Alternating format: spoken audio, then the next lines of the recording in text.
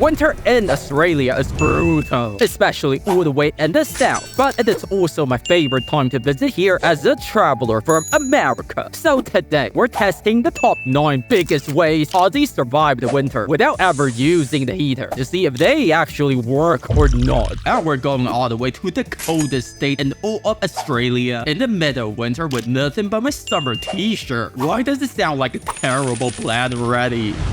Because Australia is weird in a way that you'll always hear about the record-breaking heat waves in summer. But in winter, you'll also hear about mornings hovering around 1 degree or even sub-0 degree in many places. But so many of those air that tip for warming up sound like complete jokes. And we just have to figure out how useful or useless they are. And at number 9, we have the putting a foam stick around the doors to stop the wind from slipping in, as well as door snakes and stoppers along the bottom. Did you know that Australian homes are way colder than a lot of the northern European nations, since it's common to see those gaps around the door frame, making the temperature in the room almost as cold as it is outside. But after filling up all the gaps I could find, it didn't seem to make much of a difference.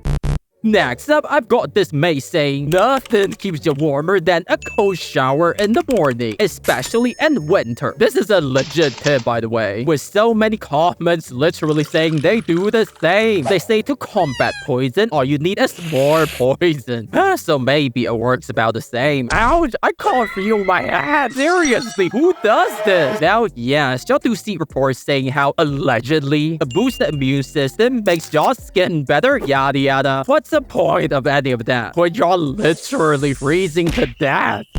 And that's not even the craziest tip you will find later in the video. But one of them actually works. I believe we have to keep pushing.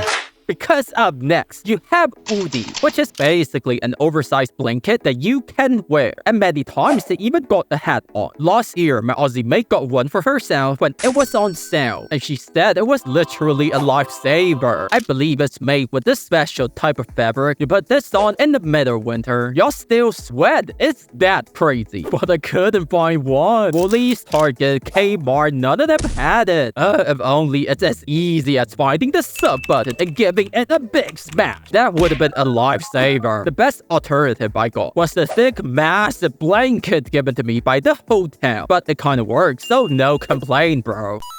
Aussie survival tip number 6. Shutting your house early here to keep the warmth of the day in. My Aussie friends in Brisbane and other surrounding cities love to shut up the house as early as 2 in the afternoon, as well as opening up the curtains to let the sun in, but close them up as soon as the sun goes away. Now that is also kind of the same as what we do in a lot of the northern states in America, as keeping the warmth in as much as possible is directly helping with the temperature of the room. So I want to give this Aussie tip maybe a small thumbs up.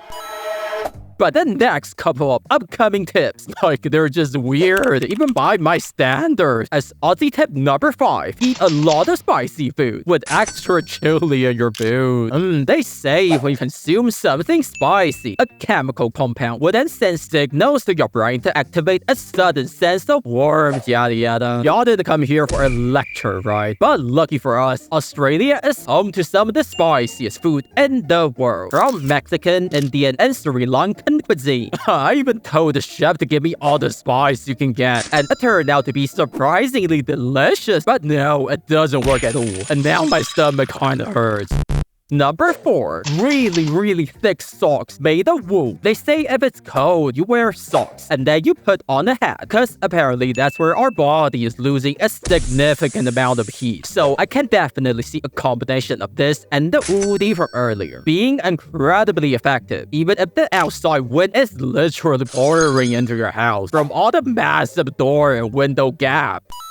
So in some of the extreme hiking trips like Mount Everest and stuff, this is also the same tip the experts are giving out. Like, y'all gotta keep your feet warm all the time. So it may sound funny, but it really works.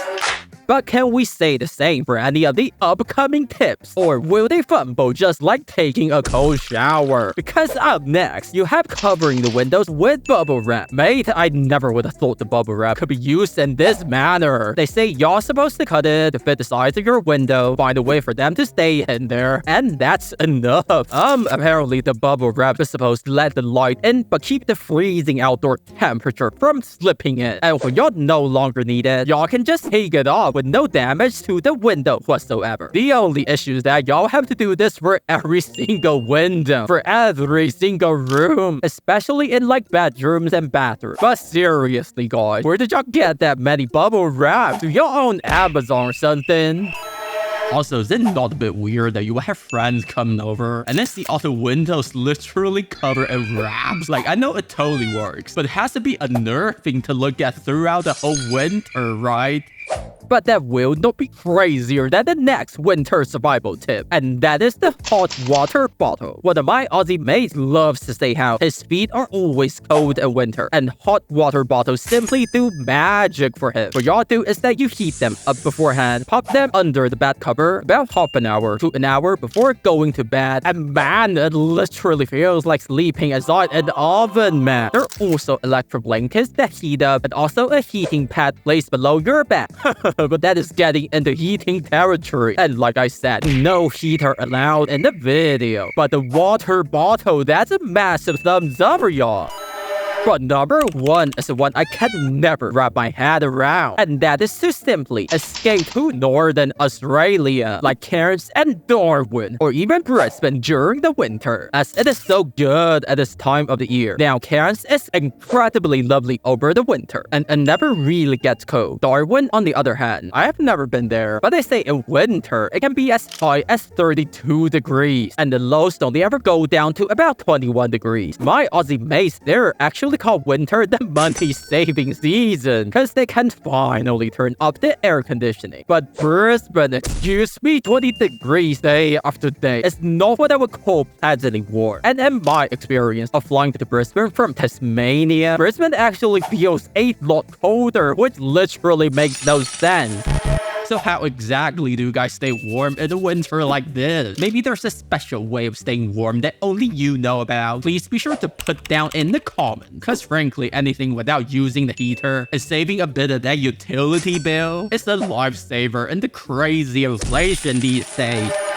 But overall, my favorite Aussie survival tip has to be the Oodie and the socks one. And the worst tips of them all are totally the cold shower and stuffing yourself with the spiciest food. Come on, there's no way anyone does that in winter, okay? But the worst thing about winter is not even the cold. Oh no, it is not knowing what Americans are saying about you behind your back. So I've got two videos here. Y'all wanna know what the most horrible things Americans said about you, and the most horrible things Trump supporters said about you. And there's no way you want to hear about any of them.